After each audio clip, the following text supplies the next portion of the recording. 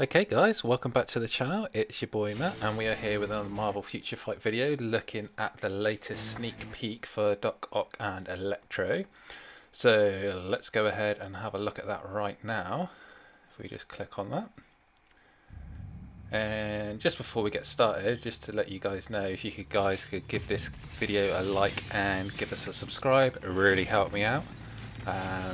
You don't have to if you don't want to, obviously, but just to say that and get that out the way first of all. So there we go.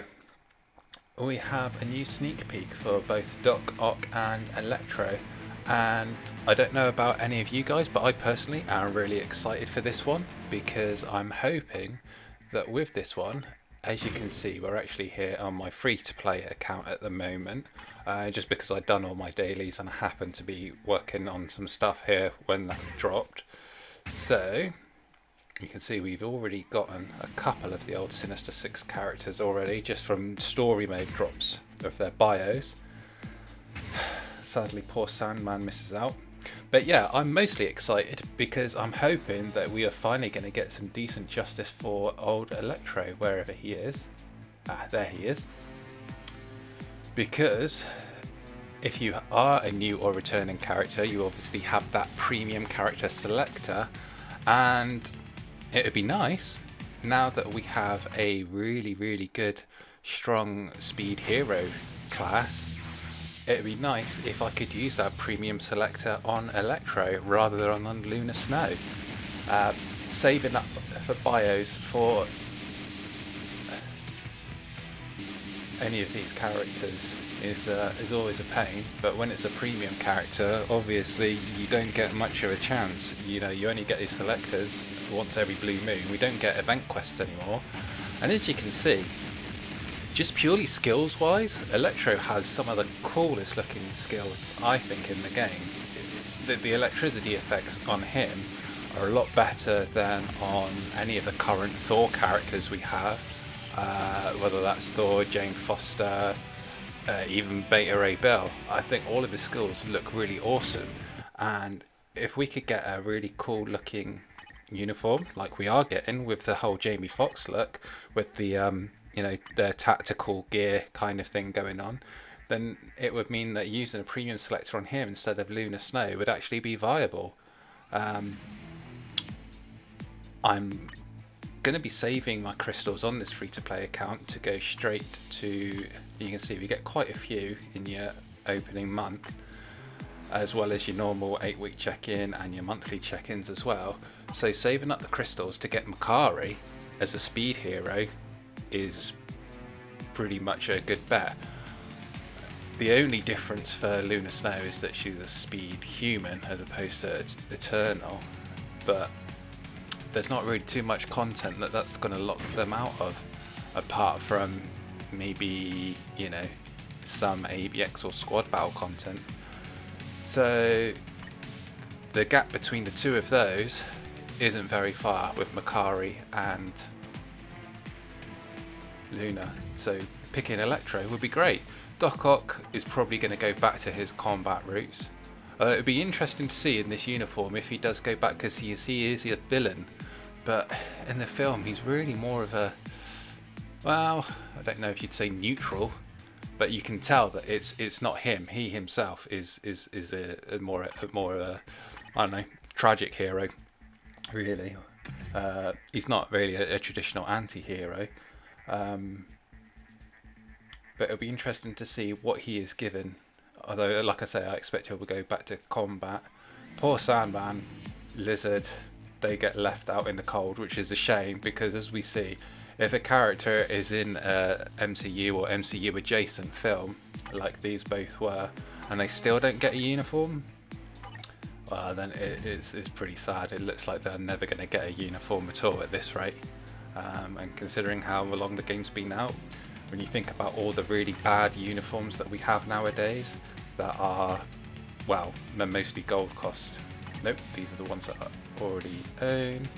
But yeah, if you look through some of the great reworks we've had recently, there have been so many, but a lot of the characters who've had them, like Black Bolt, Black Panther, Bullseye, Drax, all of these characters who've had reworks over the last year or two, Gamora is another one, you had a great one recently, Hulkbuster, even when they had like their original uniforms, when the characters first came out, or you know, when other events and other films came out, even the gold ones that were really bad, they at least had one. Unfortunately, it could be a case like with the recent Gwenpool situation, where you only have one uniform or one base kit look, and then the only thing you're going to get after that is paywall or nothing at all. And it looks like, sadly, with Lizard, Sandman, it's going to be nothing at all, which is an awful shame, really, because it would have been nice to have seen them get something for the film too. But I guess we shouldn't be too ungrateful, because at least we are getting something for Spider-Man No Way Home Part 2, as it were, when it looked like all hope was gone for a lot of people, and a lot of people were saying that it was crazy to think we'd still be getting it. But yeah, so you can see with the Epic Quest, I'm working on Cersei at the moment, and still got a long way to go with her because of the lovely dreaded Dimension missions that we're having to grind our way through. But once we do get her finished, and then we start working on some of the others, and then I can work on Makari, like I say, as a speed hero, and then we will have 2, possibly 3 really good speed villains from this update, with Green Goblin getting an updated look, and I do believe he'll be getting a tier 3. I still am hopeful for that.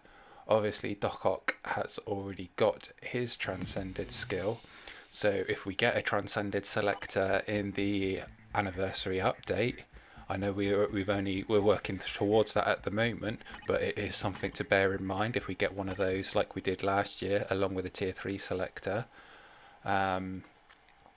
Now I know in the actual sneak peek itself, in the details, let's just try and find that. Some people are saying, oh, it's just going to be a new uniform, there's not going to be any awakening or tier 3 or upgrades. Okay, if you're on mobile you have to go to there to get to sneak peek.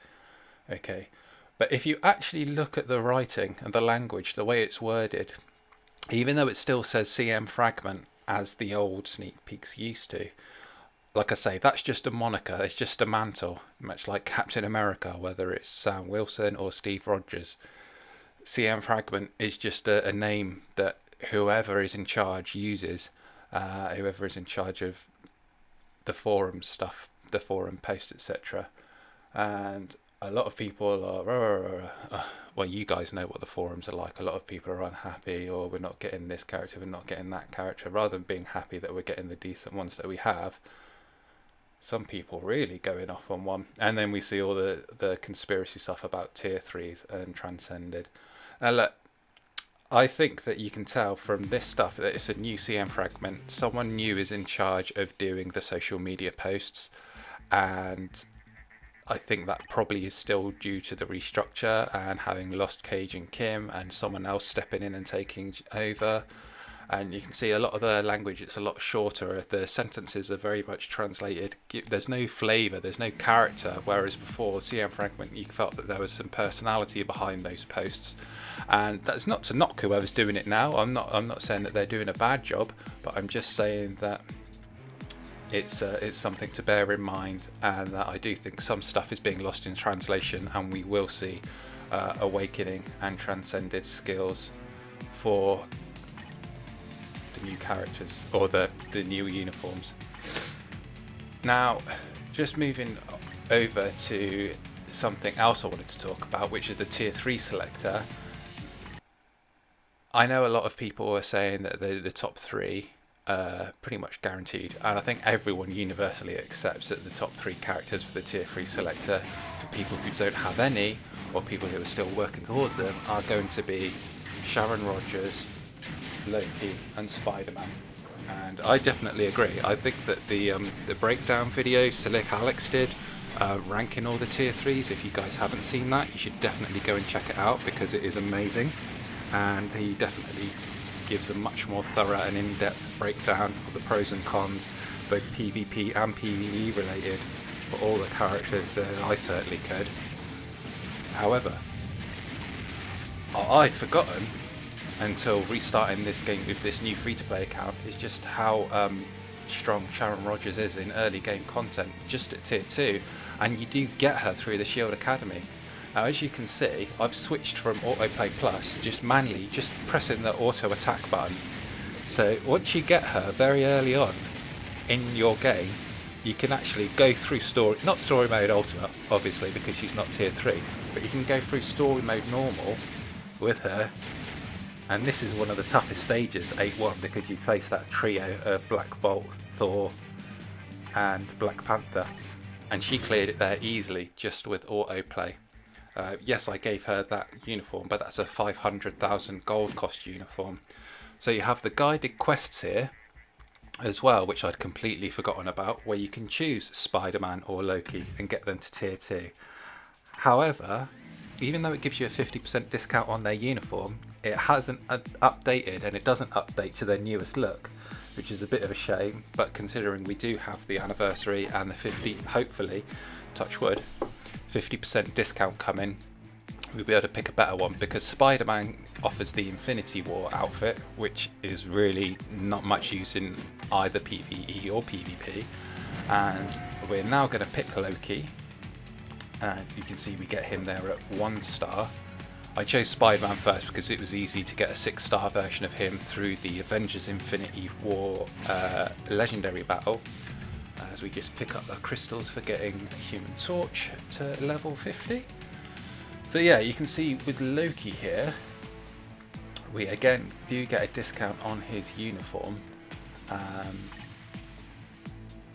although the uniform that it offers, I believe, is the last one before, yeah, it's the one before TVA, so it's the Asgard, King of Asgard one, ruler of Asgard.